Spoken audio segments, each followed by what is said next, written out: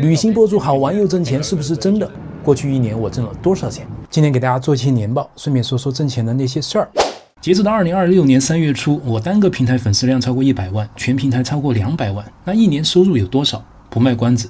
2025年通过发视频得到的总收入是277262元，来源于平台激励和少量广资，但是支出是413500元，算下来是负10几万。去年花费最多的3个国家，第一，美国，具体城市纽约，花费约1.5万美元，这个没办法，全球消费最高的城市之一。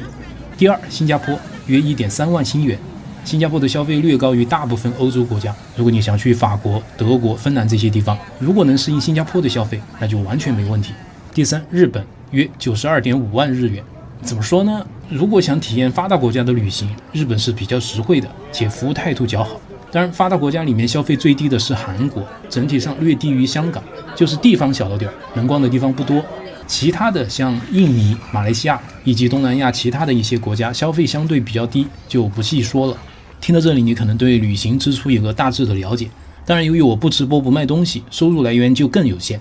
为什么不直播？太累，即使能打平开支或者挣一点，失掉了旅行的乐趣，我觉得得不偿失。不同年龄、不同阶段的选择可能也不一样。接下来我就分享一下我对挣钱的看法，希望可以给提过问题的小伙伴们一些参考。首先，我是个生意人，做了10几年的外贸出口，也是国内第一批做电商的，算是踩到了风口，并不完全是运气，也是一点一点试出来的。大学实习时，我经过一家国内的大公司做国内的生意，但我发现太繁琐了，做点生意又是要搞关系，又是吃饭应酬，老板说话就像打哑谜一样，你要去猜。关键是生意做成了，回款也是个麻烦事，动不动就月结30天、90天，回款之后找财务对账又要拖1个月，最后你才能拿到奖金，效率太低了，耗不起。那时候我就意识到，只靠努力作用不大，得分析逻辑找机会，所以很快转到外贸出口。因为老外的生意简单太多，不用应酬搞关系，发货前就收全款，也不担心回款的问题，来钱快，很快就单干，再到自己做老板之后，电商的逻辑也很简单 ，C 端利润高嘛，刚开始是蓝海有门槛，后来方法传开泛滥了，就果断砍掉。商场上很残酷的，成本、利润、风险，逻辑上不通了，该断则断。有了积累，当发现市场机会不大，你就去玩，也比瞎折腾强。我是那种特别怕麻烦，挣不了太辛苦的钱。至于做视频，最早是折腾的小爱好，到2024年，我去看一位老朋友，年龄比我大很多，快60岁了，做了30多年的工厂，很有实力，但身体不太行，估计是太操劳了。他不跟我谈生意，而是开始讲一些过往感叹，什么人生的意义，人一辈子怎么样。他说现在有个遗憾，就是想去很多地方去不了，心脏有问题，坐不了飞机。要是回到我这个年龄就好了。我醍醐灌顶，于是有了3年的旅行计划，顺便拍点东西记录一下。很多小伙伴说自己努力挣钱，就是想以后到处旅行。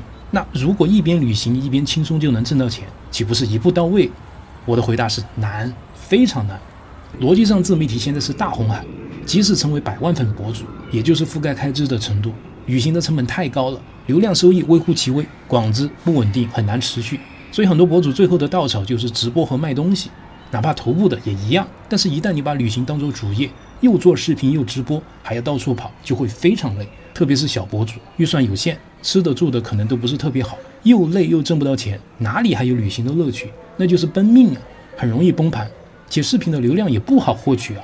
现在的流量受算法控制，你发出去的每一条视频都进入流量池，根据2秒跳出、完播率、互动率进行打分，和别人的视频比拼，就跟上战场一样。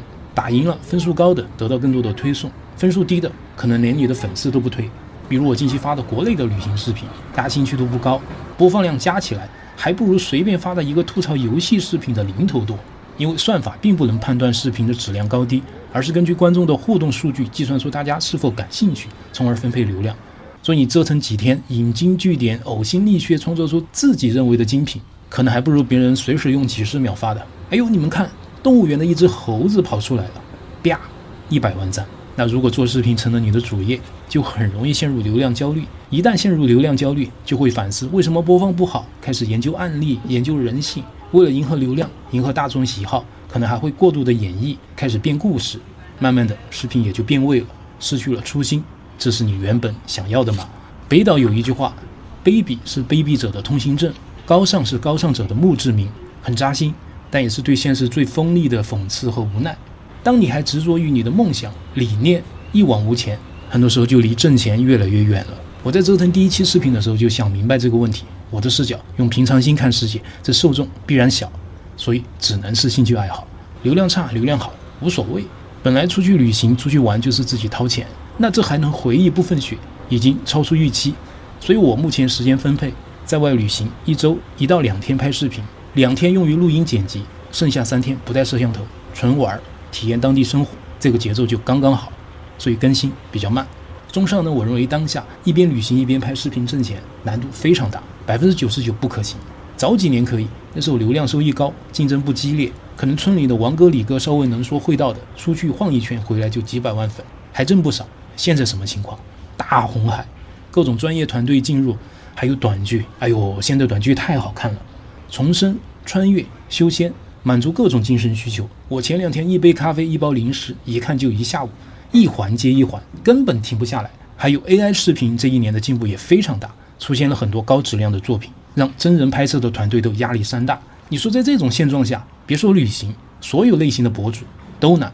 有次我碰到一个小伙伴，他说：森哥，你帮我看一下为什么我发一条作品才几百播放量。我当时说可能是别人不懂得欣赏，但事实上有没有可能在现在的算法评分之下，这个视频就只能够分到几百播放？竞争太激烈，别说新手，就是早期火过的那些王哥李哥，收入下滑也玩不下去，红利结束，一切回归现实。这就和之前电商的那波风口一样的，这个时候你才进来，要好玩又要轻松挣钱，哪有可能？何况在所有选题里面，旅行成本太高，没有完成原始积累之前，不太建议选这个。在商言商，做事和玩还是要分开，不然钱没挣到，玩也没玩好，划不来。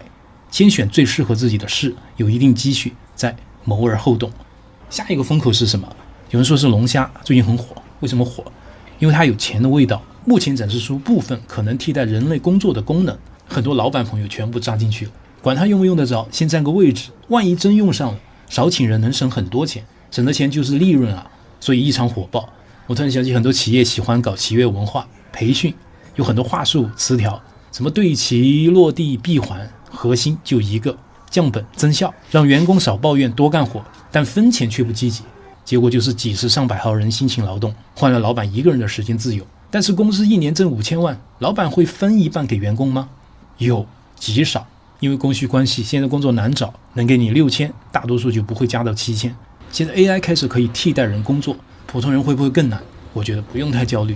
首先 AI 超过人类是迟早的，它的学习速度太快了，在未来大部分工作大概率就是机器人去做，但为了防止人工智能叛变，需要普通人分散管理。我比较乐观的看法是，未来辛苦的工作都由机器人替代，但大的公司分散成无数的小公司，普通人管理几个智能体，完成社会供需的某一个环节，从而获得稳定的收入。不用看老板脸色，人人都有尊严的活着，贫富依然有差距，但普通人的生活会提升好几个层次，得益于生产力的大幅进步嘛。所以我觉得不用过于担心。但是有一个问题是，人工智能有没有可能成为生命？我一直怀疑这个世界可能不是真实的，但拿不出证据。我想寻找世界的真相，也是想找出一些痕迹，了解世界为什么存在，人类为什么存在。最近有个树脂果蝇的实验很火，给了我一些启发。科学家把果蝇的结构模拟到电脑上，它就活了，不是程序控制，也没有 AI 训练，只是把这种精密的结构复制过去，它就像获得了生命，可以自由行动了。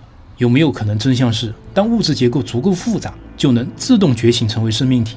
你看我们人类的身体就极其复杂，但单独的脑细胞、神经元和器官不能思考，组合在一起就可以。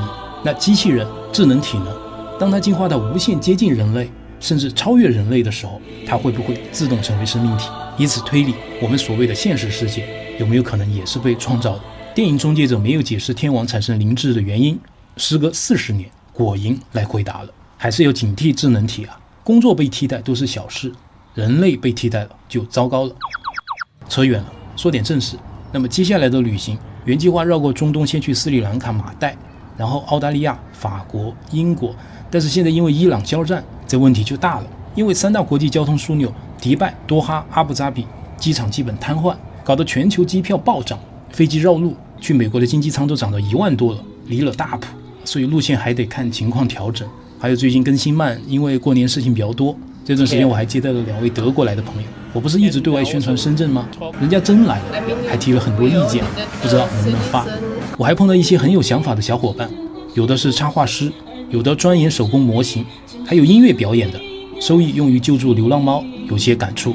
我女儿看到流浪猫说，希望所有猫猫都能得到幸福，而这些年轻人正在成为实践者。失去你的消息，你掌心的痣，我总记得在哪里。谢谢，感谢我们点歌这位唱歌，这也是我很喜欢的歌，谢谢大家。世人多为名利奔波，但总有一群人不图浮华，心怀善良，这也许就是这个世界的动人之处。我是维森，希望明年还有机会给大家做年报，下期见。